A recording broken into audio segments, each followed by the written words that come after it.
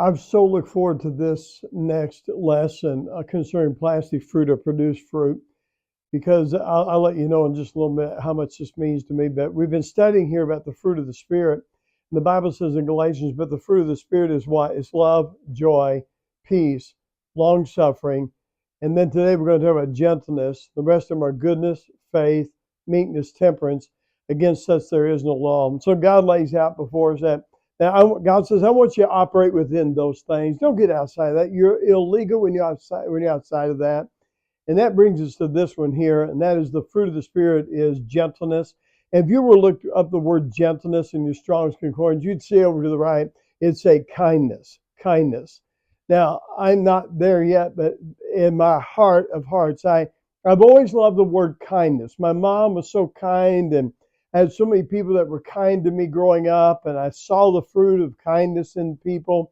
And I've always wanted that to be in me, gentleness, not crude and rude and harsh, but gentle. It means having a tender spirit toward other people, being kind to them, okay? So gentleness is the powerful demonstration of kindness. It's the powerful demonstration of kindness. In other words, people that we see, no matter where we're at, doesn't have to be in our home only, in our church, but everywhere we go, we're just being kind to people, okay? Luke chapter 6, verse 32 through 36 talks about God. It says, for if you love them which love you, what thank have you? He says, in other words, if you only love people that love you, what's the big deal? For sinners also love those that love them. And if you do good to them which do good to you, what thank have you? For sinners also do the same. He says, but if you lend to them of whom you hope to receive, what thank have ye? For sinners lend to sinners to receive as much again.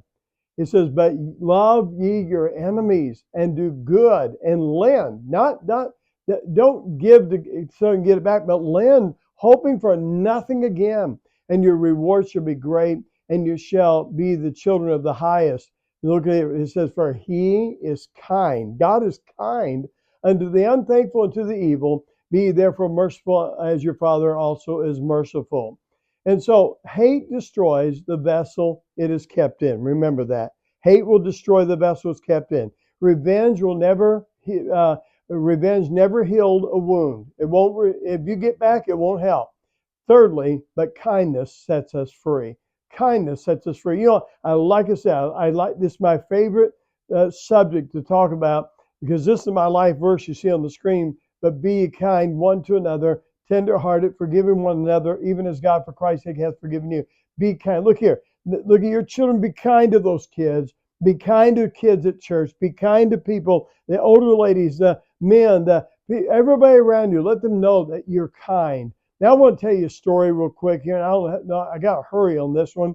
But I remember years ago, this has been many years ago, I was listening to a preacher preach, and he said that he knew this man that was a taxi cab driver in New York City, and he got called out in the middle of the night, and he took his car about 2 a.m, and he pulled up to a back alley apartment, and there's one little light on, and it was kind of dark, and he looked around to see if anything was dangerous. He couldn't see anything that was dangerous, so he got out and knocked on the door. He said normally all they do is honk the horn, and they don't come out, they move on. But he said how many times he saw many people that were in great need, had no other way to get where they're going to go except a cab driver. So he knocked on the door. He heard a little shuffling going on inside the apartment, and the door opened up. He said there was this little old lady, a gray-haired lady, just hunched over, and she had a green nylon suitcase, probably dated back to the 40s. And she said to him, would you carry this out to the car? And he did, and he came back and got her and put her in the car. And they got going down the road, and he said, where do you want to go? And she handed him a piece of paper with an address on it. And he started to go there, and she said, let me ask you a question. Could you take me downtown before we go there? And so he did. He took her downtown. She said, stop right here, stop right here. And she stared at a ballroom, and he watched her, and he said, what's that? And she goes, that's where I had my first dance with my hubby. And they went on down the road, and he said, stop here, please. And she looked up to a window apartment, up above, third floor apartment. And he said, what's that? She goes, that's where we lived after we got married. And then she said, take me on. And all night long, they went to different places throughout the city, and she would just reminisce and cry, and he'd ask what's going on. And soon he said, I looked up and I turned the meter off. I wasn't going to charge her for this.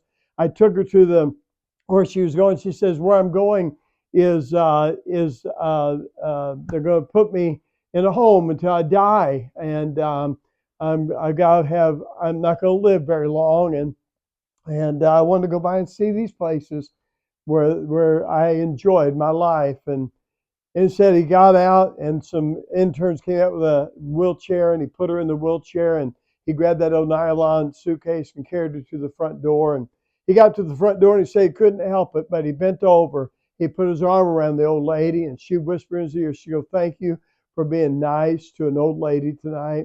You're so kind. And she said, let me give you some money. He said, no, I'm not going to take your money. And he got back in his car, and when he looked back, he could hear the doors of that institution shutting. He said it wasn't just the doors of an institution shutting, it was the doors of a life of an elderly woman who needed somebody to show her some kindness before she left this earth. And he said the rest of the night, he thought, I could have done nothing more important in my whole life than to be kind to that older lady. I could have pulled up, honked the horn, and pulled off, and she wouldn't have got out there in time to catch it. Listen to me. There are people out there, they don't believe anybody's kind. And they may not even be kind. But I'm going to be kind. I'm going to be kind to everybody I see and I talk to, because God says the fruit of the Spirit is gentleness. It's kindness.